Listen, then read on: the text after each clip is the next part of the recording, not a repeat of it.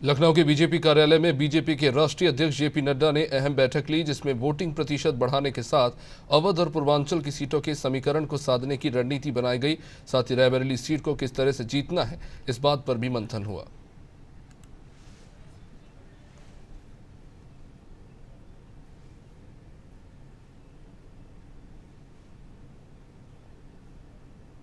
माननीय राष्ट्रीय अध्यक्ष जी आए हैं उत्तर प्रदेश में, उनका हार्दिक स्वागत है।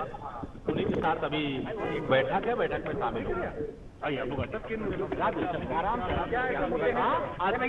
यूपी की 400 पार देश की तीसरी बार प्रचंड बहुमत की मोदी सरकार। विपक्ष की संयुक्त रैली है लखनऊ में। एक पक्ष उत्तर प्रदेश में नदारत है और जनता विपक्ष में, चाहे सपा बसपा कांग्रेस कोई दल हो, उनको ना स्वीकारती है और ना उनको जिताना चाहती है। यूपी की जनता तीसरी बार मोदी सरकार बनाना चाहती है, इसलिए 80 की 80 सीटें भाजपा और गठबंधन को जिताना चाहती है। भारतीय जनता पार्टी के राष्ट्रीय अध्यक्ष आदरणीय जेपी नड्डा जी का लखनऊ आना हुआ है। हम सब कार्यकर्ता उनका हृदय की गहराइयों से स्वागत किए हैं और अभी जो लोकसभा का चुनाव चल रहा है, इस संबंध में हम लोग चर्चा करने वाले हैं। आज बैठक हुई है, राष्ट्रीय अध्यक्ष बैठक में मौजूद रहे हैं। किन विषयों पे चर्चा हुई सर बैठक में? 80 लोकसभा सीट जीतने के लिए भारतीय जनता पार्टी जो उत्तर प्रदेश संकल्प लिया है, उसको लेकर माननीय राष्ट्रीय अध्यक्ष जी, माननीय राष्ट्रीय महामंत्री संगठन ने निर्देश दिया है और योजना बनाई गई। सैम पित्रोदा के बयान पर कांग्रेस ने जो है बहुत ही गलत बयान है और मुझे लगता है कि कांग्रेस को माफी मांगनी चाहिए। इस तरीके के बयान करके सैम पित्रोदा क्या करना चाहते हैं। धन्यवाद। आज हमारे राष्ट्रीय अध्यक्ष नड्डा जी आए हुए हैं। अभी फतेहपुर बाला जनसभा करके बड़ी अच्छी जनसभाएँ रही और उसके बाद अभी संगठन की बैठक उन्होंने ली।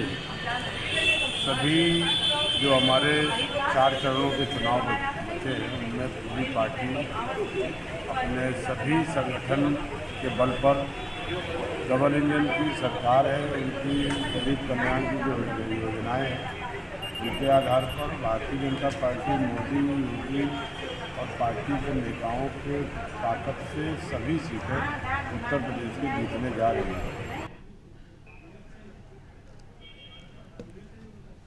हमारे सहयोगी विवेक इस वक्त लखनऊ से हमारे साथ जुड़ चुके हैं। विवेक, आज केशव प्रसाद मौर्य ने काफ़ी कुछ कहा और ख़ासतौर पर कांग्रेस पर जमकर निशाना साधा उन्होंने अपने सार्वजनिक कार्यक्रम में।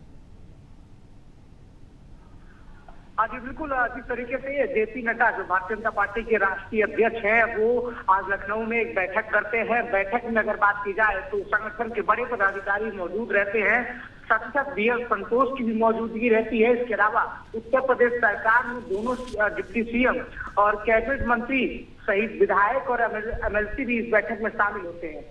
बात की जाए अगर भारतीय जनता पार्टी की इस बैठक की, तो इस बैठक का पूरा पर्पज ये रहा है कि किस तरीके से बाकी चौथे और पांचवें चरण में वोटिंग परसेंटेज को बढ़ाया जाए और साथ ही चौथे और पांचवें चरण में जिन सीटों पर चुनाव होने हैं, उन सीटों पर बेहतर रणनीति से भारतीय जनता पार्टी जाए।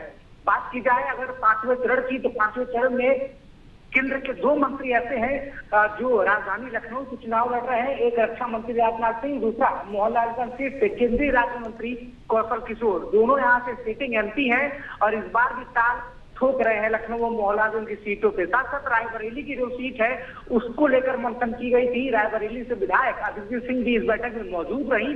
और बात की जाए अगर रायबरेली की, तो अमेठी भारतीय जनता पार्टी पिछले लोकसभा चुनाव में जीत चुकी है और साफ तौर पर रायबरेली को जीत के कांग्रेस के दुर्ग को वो ध्वस्त करना चाहती है। इसके अलावा अगर देखा जाए तो उत्तर प्रदेश के पश्चिमी क्षेत्र में जहाँ 26 लोकसभा सीटें आती हैं, वहाँ 3 चरणों में मतदान समाप्त हो चुका है। बाकी के 4 चरण कानपुर, अवध और पूर्वांचल क्षेत्र की सीटों के होने हैं।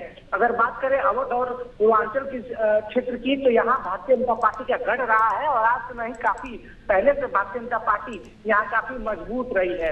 अब देखा जाए 2019 के चुनाव को, तो कहीं न कहीं जो 18वीं लोकसभा का चुनाव 2024 में हो रहा है, अब तक 3 चरणों में जो वोटिंग प्रतिशत है 19 के मुकाबले काफी कम है।